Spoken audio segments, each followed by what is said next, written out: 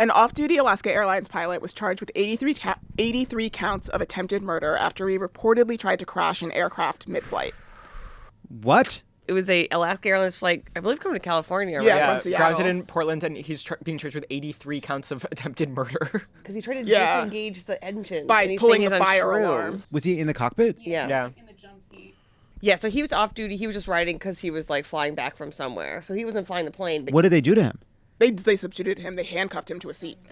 If you're that pilot, you must want to beat the ever-loving shit out of that guy. Yeah, that's like, are you so kidding terrifying. Me? You're going to almost kill me while you're off duty. Yeah. The other detail, is that as he reached for the handles, he apparently said, "I am not okay." But, that shit is why I don't take edibles when I fly anymore, because I did have, a massive panic attack that one time. I get it. Was he trying to Because get I off the plane? did try to crash a plane one No, time. but, I get how it could get to that level. Oh. He told the police, "I pulled both emergency shut-off handles because I thought I was dreaming and I just want to wake up."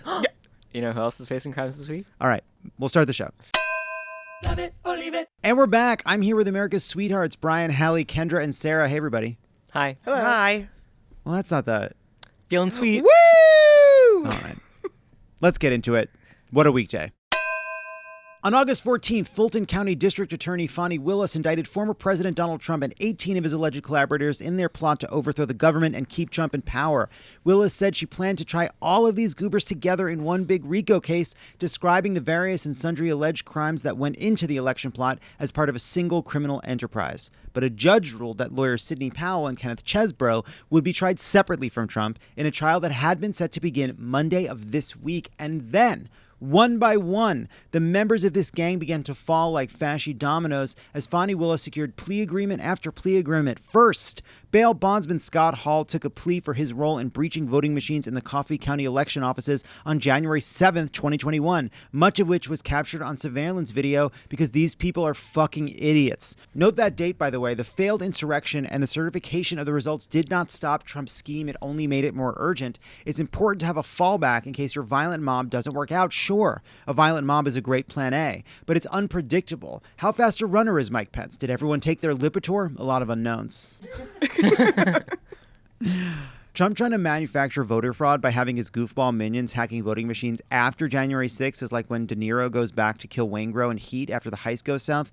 Does anyone know that reference? No, it couldn't be less topical. Literally never seen that movie. Heat's great. I just don't remember that. You don't remember that? Lazarus, you ever seen Heat? No, I have a friend who has a Heat hat, so I keep meaning to watch it whenever I see her hat, but What's the hat look like? it just says Heat. Is it for the movie or is it just... Yeah, it's a movie. I think The it has the concept actor's of name on it, too. I'd wear a hat for the concept of heat.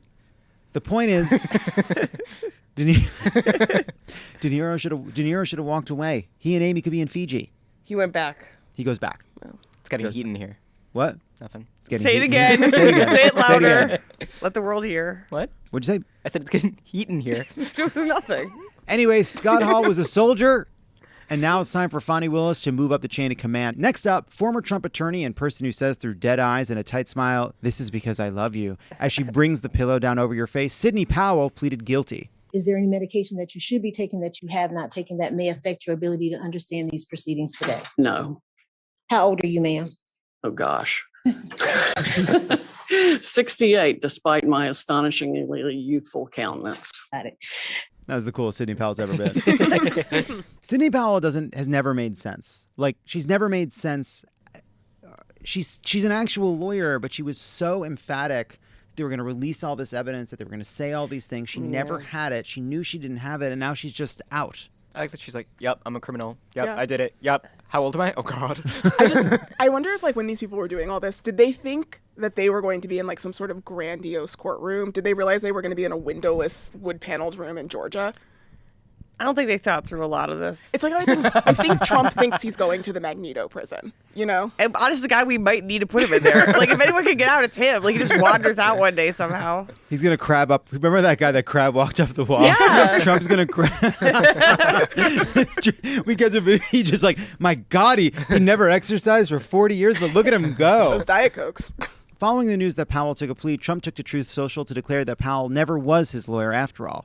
Say what you will about Trump, but if you ever work for him, he will treat you like family. And by that we mean he will divorce you and bury you on his golf course. This is what Trump said about it. Sidney Powell was one of millions and millions of people who thought, and an ever-increasing number still think correctly, that the 2020 election was rigged and stolen. He misspelled stolen.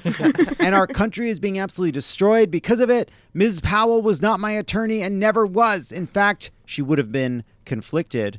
Trump went on to say, why did I publicly announce that I added Powell to my legal team in November of 2020? Great question. I'm going to have my lawyer speak to that. Come on out here, Sidney. Fuck, I fucked it up. Once Powell pleaded guilty, the other attorneys set to be tried this week followed. After jury selection had already begun, Kenneth Chesebro admitted guilt and, like Powell, will receive probation in exchange for turning over evidence and testifying against their former co-defendants, including Trump. And like Powell, he has to deliver an apology to the people of Georgia. Not good news for our big man boy in Florida. And then on Tuesday, another one of Trump's co-defendants and someone he cannot deny was central to his efforts as his attorney, Jenna Ellis, entered into a plea deal as well. Jenna Ellis was among Trump's closest and most ardent election deniers. What we're continuing to do is to fight by every legal and constitutionally appropriate method to make sure that we preserve and protect election integrity. And we know that at least 6 states violated their rules in the administration of the 2020 election. We can't allow corruption to prevail, because if cheating and cheaters prosper, then we'll never have free and fair elections again in this country. That part's true. The number of Christmas stockings behind her It's so stressed me funny. the fuck out. I like it. No, that's why she wants to go to jail. She needs to get away from those children. That's too many kids. Could be nieces. Powell and Chesebro apologized in writing. To her credit, Ellis asked the court to allow her to deliver her apology in person. Thank you, Your Honor, for the opportunity to address the court. As an attorney who is also a Christian, I take my responsibilities as a lawyer very seriously, and I endeavor to be a person of sound moral and ethical character in all of my dealings. In the wake of the 2020 presidential election, I believed that challenging the results on behalf of President Trump should be pursued in a just and legal way. I endeavored to represent my client to the best of my ability. I relied on others, including lawyers with many more years of experience than I, to provide me with true and reliable information, especially since my role involved speaking to the media and to legislators in various states. What I did not do, but should have done, Your Honor, was to make sure that the facts the other lawyers alleged to be true were in fact true. In the frenetic pace of attempting to raise challenges to the election in several states, including Georgia, I failed to do my due diligence. I believe in and I value election integrity. If I knew then what I know now, I would have declined to represent Donald Trump in these post-election challenges. I look back on this whole experience with deep remorse. For those failures of mine, Your Honor, I have taken responsibility already before the Colorado bar who censured me, and I now take responsibility before this court and apologize to the people of Georgia. Thank you. It's kind of cathartic. She didn't take responsibility. She blamed other lawyers. Yeah. Well, I mean, she is pleading guilty. And her punishment is she's getting shot at that angle you don't like. The only white Christian lawyer I trust is Matlock. And I watch this, I'm like, she's no Matlock. If you're starting a sentence with, as an attorney who is also a Christian, you're either apologizing in court or demanding that a TJ Maxx cashier give you a full refund for a half-burned pumpkin harvest candle that you definitely bought somewhere else. I also like the excuse of trusting more experienced lawyers. Like, I was so young, only a decade out of law school, and somehow I'm supposed to just know that stealing an election is bad? Jesus died for your sins at 33, babe. Hey, babe, he was 33. You're 38. Doesn't count. You don't get to be like, I was just young and naive when you're a fucking lawyer. You can't do that. That's not how being a lawyer works. We were talking about this before the show as to whether or not I actually was like, you know what? Powell, Chesebro. They did their apologies, but they did them in writing. And I kind of thought it was cool that she's like, you know what? I'm going to stand up and apologize in court. But then Lazarus and Hallie, you thought it was more cynical than that. I do feel like as a white woman, we have to at least point out when, to me, it's like, there is an intention of getting up and crying, and then it's like we're supposed to feel sympathy for her. It's like she's still, it's like she's doing a little Bambi act. Yeah, it's like, can you believe this? I can't. It's like you are almost 40. You did this intentionally, and I think we're all entering a phase where we just need to be pointing this out. And I say this as a white woman, come on. Come on now. That was my reaction Stop to wiping it. your tears with her Apple Watch and. I feel like she just got to court after calling the cops on someone for watching birds outside in New York City. Right, yeah. Yeah. Oh, yeah, she will commit more crimes. I think we could assume that. I'm shocked she was only censured.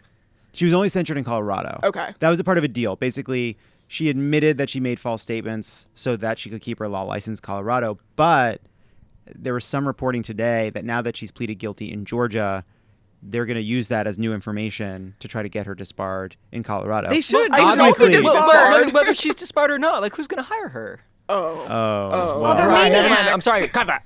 well, she should be. I mean, like she should be. None of these Yes, all people of should them, be yes. lawyers. Yeah, absolutely. None of these people should.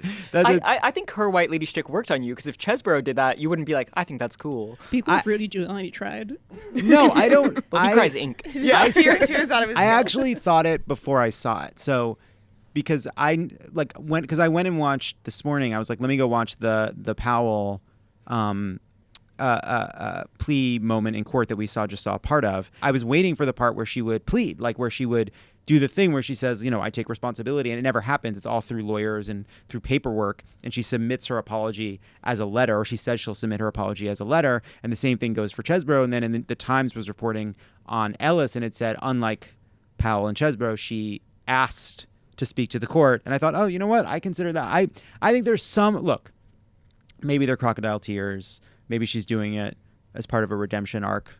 Totally open to that. But if you had the option of, if you did something really fucked up and your two options were apologizing in person or texting is definitely easier. It's still not easy to get up there and read that kind of statement that basically says you're a fucking fraud. I mean, none of us are blonde. We don't know how they go through life. Hard to fathom it, frankly. All right. Eat I think it shit, is Jen easy. Ellis. Yeah. I feel fine about that. Okay.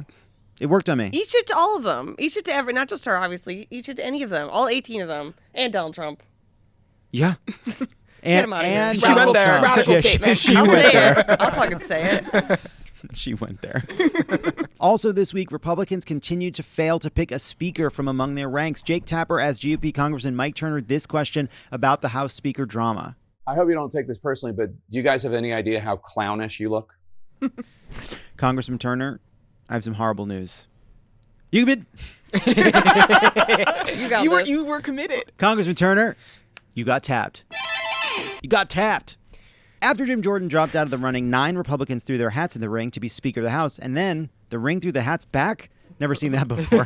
Every candidate except Tom Emmer and Austin Scott voted to object to the certification of the 2020 election results, though 6 of the 9 candidates voted for the bipartisan government funding bill that led Gates to send Kevin McCarthy packing. Yes, it's a new group of contestants in the Republican shit-eating contest. The prize, of course, for gobbling down the most shit, a chance to keep munching on that sweet, sweet shit for the foreseeable future every day by the plateful, to wit. When asked whether he would support Emmer, despite Emmer not supporting his objections to the election results, Donald Trump said this. You endorse Tom Emmer for Speaker. He hasn't historically been your biggest fan, but he is the most likely candidate right now. Well, I think he's my biggest fan now because he called me yesterday and he told me I'm your biggest fan.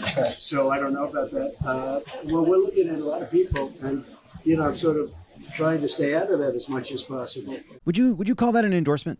Does he travel around with a magic marker? Yeah, he's signing stuff. He's also gone full tan, Mom. Like something like his tan has gone to another level. I couldn't even focus on what he was saying between the tan and the Sharpie. I think he's crushing it. Imagine if you were applying for a job and this was your reference. Would you consider it a good reference? Would you be happy with this? Tom Emmer was, because Tom Emmer took this clip, this ambivalent clip in which Trump just said he wasn't my fan, but now he is because he called me yesterday. I'm staying out of it. He takes that clip and tweets it and says, "Thank you, Mr. President." That is the most embarrassing fucking thing in the world. Thank you, Mr. President, for basically saying this asshole called me to get in my good graces. Who cares? Anyway, but if you're wondering who Trump thinks could actually get the requisite votes to take the speakership, there's only one name on his mind. I said there's only one person that can do it all the way. You know who that is? Jesus Christ. Jesus came down and said, I want to be Speaker. He would do it. Other than that, I haven't seen anybody that can guarantee it. But at some point, I think we're going to have somebody pretty soon. It's cool to think that Republicans would get behind somebody for Medicare for all. And he's gay. And a Jew. A gay Jew for Medicare for all. That's a triple threat. Ugh. You know who else was an unpopular guy with a lot of dangerous ideas? Jim Jordan. Oh. All right. When you only saw one set of footprints, that was when Jesus was busy whipping up votes to see if Congress could force a tween victim of sexual assault to carry a baby to term. That was a hard one. Pew, pew, pew, pew. We get a guitar riff. Yeah. Finally, in a closed-door meeting on Tuesday, after 5 secret ballots, House Republicans nominated Tom Emmer as their candidate. Though the only defeated fellow Republican to name the simulation just spat out 5 seconds ago, Mike Johnson, 117 to 97. 5 votes went to other randos, and 1 person voted present. And now the easy part, the floor vote where Republicans have only gone 1 for 18. It's also not clear. This was a really closely divided caucus, 117 to 97 plus 5 votes going to other people, 1 vote present. That means that he has to get all but 4 of those 103 who voted another way on the floor. It doesn't seem like he can, or it seems like it's going to be as hard as it was for McCarthy. But anyway, I don't know why we're going to bother learning about this guy. Emmer, I hardly know her. That's all we've got. Next candidate. Also, since we started recording, Trump has called him a rhino. So. Oh, really? Yeah. Since we started recording today, Trump called Emmer a rhino. Well, that's not a good sign for him. Surprised he knows what that means. Senator Bob Menendez was arraigned Monday on new charges alleging he accepted bribes from the Egyptian government and conspired to act as a foreign agent while a sitting member of Congress. This is ridiculous, Menendez replied. When was I supposed to be a foreign agent? When I'm not in Congress? The whole point is to do it while I'm in Congress. According to the indictment, Menendez allegedly provided sensitive U.S. government information and took other steps that secretly aided the government of Egypt. And of course he was providing secrets. You don't get gold bars in Mercedes for not doing anything, unless Menendez and Egypt are fucking. And I don't know why Menendez would take all these crazy risks. Members of Congress already have a perfectly respectable way to get rich. It's called insider trading. Long Island Congressman and the inventor of Pogs, George Santos, is back in the news. He told a reporter his 5-year-old niece vanished from a playground, and he strongly implied it was a kidnapping plot by the Chinese Communist Party. But when the reporter asked the police about it, an official replied, he made it up. It's really unbelievable. I thought I could no longer be surprised at this point, but there it is, clear as day, the police conspiring with the Chinese Communist Party to take down George Santos. It sounds like somebody is trying to deflect attention from the baby he kidnapped. Remember that baby? Who was that? Yeah, babe. What if that's the real George Santos? You ever think about that? Hadn't thought about it. At a show in Boston last Thursday, comedian Dave Chapelle accused the U.S. of aiding in the killing of civilians in Gaza and criticized the Israeli government's actions in response to the massive terrorist attack. Some attendees walked out, others cheered and shouted Free Palestine, while still others in the crowd asked, what about Hamas? Look, I'm as disappointed as anyone. But our hope that the disparate shouts by various audience members in response to a famous comedian riffing about Israel and Palestine might lead to a diplomatic breakthrough has not come to pass. When asked about the show and his comments, a spokesperson for Chapelle said the comic denies being in Boston last night. Wow. This guy's operating at a level of I don't give a shit the world has never seen. He'll take on anyone. He'll say anything. He doesn't care about your rules. Pew, pew, pew, pew. He wasn't in Boston. That's how edgy Dave Chapelle is. He'll deny being in Boston. It's good that the center will not hold. You know what I mean? Yeah. Yeah. That's famously cool. It's great sign. I do think it's wrong to ask people if they've been in Boston. That's something private that you should only get to say if it's something that you want to talk about. You know what I mean? Like you can't ask somebody, were you in Boston? That's like a personal thing. Nobody wants to, if somebody wants to talk about the fact that they're in Boston or have been to Boston, fine, talk about it. But like, you can't force someone to admit being in Boston. It's not right. Between you, my doctor. Yeah. Yeah. It's a HIPAA thing. I don't have any lovers in Boston. Brian doesn't have any lovers in Boston, Sarah. Yet. After claiming to be involved in the release of Americans Judith and Natalie Ranon, who were abducted and held hostage by Hamas, Sean King, the activist and grifter, has been denounced by both women and their family, who said he had nothing to do with their release. At this point, more people have now denounced Sean King than have denounced Hamas. The woman also pointed out that it's sort of odd that we never see Sean King and George Santos in the same place at the same time. This fucking guy is unbelievable. I can't believe he's grifting internationally. That really just takes it to a new... it's sick. He's sick.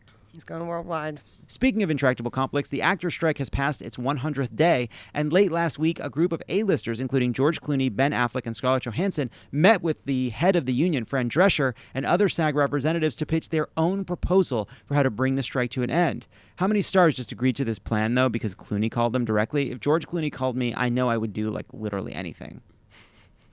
I would do anything. I would do anything. I'd do anything for you. Yeah, this is the part of this. Listen, every week we do have to do one number from Oliver. Clooney had two pitches. One, remove a cap on dues so that the highest earners contributed more to the union, which Clooney said would bring in over $50 million annually. The other suggestion is what Clooney called a bottom-up residual structure. This is his quote, meaning the top of the call sheet would be the last to collect residuals, not the first. He went on to say that these negotiations will be ongoing, but we wanted to show that we're all in this together and finding ways to help close the gap on actors getting paid. In their response, however, SAG-AFTRA said, in essence, this is cute, sweetie, but you're not helping. Here's what they said. This generous concept is worthy of consideration, but it is in no way related and would have no bearing on this present contract or even be a subject of collective bargaining. That's what SAG-AFTRA said. It is, in fact, prohibited by federal labor law. For example, our pension and health plans are funded exclusively from employer contributions. It also doesn't speak to the scale of the overall package. In other words, more dues coming from actors has nothing to do with the contract with studios, and a different structure for back-end might redistribute wealth between actors, but has nothing to do with making sure actors as a group, a collective, a union, if you will, receive a fair share from the studios. These famous actors and their symmetrical faces. The idea that they, like, I really found this incredible, that, like, this group of extremely well-paid, very famous, well-connected actors got together and put out this proposal. But it'd be one thing, like, it's already questionable to kind of do a big show of, like, saying we have a solution that the negotiators don't have. Like, that's already a questionable thing to do. But to have it not even make sense, like, that is an intensely dumb thing. They would have had to speak to an ugly person to have them look at they're like, we don't know anyone who can do this. We don't know anyone ugly anymore. He sleeps next to a mall. That's a lawyer. I thought you were calling them all ugly. I was like, again, I see that's the problem. Clearly, Amal did not put eyes on this. Well, she's not an entertainment lawyer. She's a human rights lawyer. You would think that, like, she could give some notes. She's probably busy. Yeah. Can you imagine? I also, the Variety article was like 50 million. Are you crazy? Like, that number also, besides being irrelevant, is like grossly overinflated, apparently. I don't know. And well, the thing about it is, like, it's like a basic misunderstanding of what's going on, because this, first of all, he calls them residuals, but it seems like he's talking about back end. Yeah. But, like, he's talking about redistributing money between actors, but, like, that's not what you negotiate. Like, that's part of why you're negotiating with the studio, but the goal is to get a bigger share of the studio's revenue to all the actors, and then the actors together should come together and figure out the best way to share that, or, like, to distribute that in a way that, like, makes sense to the union. That's one. And then the other part of it is just that part of their proposal was not legal. Like, you're not allowed to pay. The dues don't go towards the pension and the healthcare. That has to come from the studios too. They just made another Imagine video. Do you guys like this? It is. It is the legal proposal equivalent of the Imagine video. You know, Gal Gadot, they're just, like, trying to keep her phone away from her right now. Yeah. And they can't. Fran Drescher put out a video in response to this. Here's what she said. Hey everybody, it's me, Fran Drescher, your SAG-AFTRA president. And I wanted to just clarify a few things for you, because there's been a lot of confusion in the press today. So I'd like you to hear it direct from me where we're at. First of all, I want to thank certain members that wield a lot of clout in this business for the tremendous amount of money that they contributed to our foundation on behalf of all of the striking members that are in particular need. I also want to thank George Clooney for organizing the suggestion that we take the caps off of the dues so that the highest paid members can contribute more. And although that's extremely generous and we accept that graciously. That does not impact the contract that we're striking over whatsoever. We are a federally regulated labor union, and the only contributions that can go into our pension and health funds must be from the employer. Incredible. Awesome. Yeah. It's first of all, I know it's not important, but Fran Drescher looks amazing. Incredible. She I love her looks outfit. Her outfit. Yeah. She just is so cool in this video, and her tone is so good. She's doing like her Lena Lamont voice to like hide the Brooklyn, like to hide the New York. It's very funny. Lena It's like Lamont when meant a- nothing to you. Like when a toddler hands you a cake made of mud and you pretend to eat it and you go, Yeah. yum, yum, yum, thank you. That's her tone. She just looks like she's in some sort of like greenhouse. Yeah. Or, like, Yeah. But like clearly, like she's like seeing all this. They're dealing with it. It's confusing to people. The story in Variety, which was clearly, I think, run like the commentary and the kind of direction came from SAG, was so withering about Clooney in this group. The last line of that story is when asked what Clooney and his A-listers could do to support the union replied, "Show up at a picket line," which is basically saying shut the fuck up, like we're in the middle of a negotiation. And it does suck that they did it. It's clearly so frustrating, but like Fran Drescher on like a Saturday being like, all right, full hair and makeup, let's fucking go. Let's do this. I want to see the group text that George Clooney, Ben Affleck, and Scarlett Johansson are on after this came out. As they slowly realize that that Clooney just like led them to slaughter. Just like the other thing, I think Emma Stone was on the list. I know. And what's funny about that is like all these are like Affleck, like honestly, you've come to expect this kind of thing from a Clooney, from a Johansson, but like Emma Stone. I know. That was heartbreaking. Come on. Yikes, being dressed down by Fran Drescher in public. I'd do anything. And that's our show. That's our show, babe. That's our show, babe. Thanks to Hallie, Brian, Kendra, and Sarah, and the whole team. You'll still get Love It or Leave It Classic every Saturday, and now we'll be releasing What a Weekday every Tuesday afternoon. Thanks for listening and watching, and see you sluts over the weekend.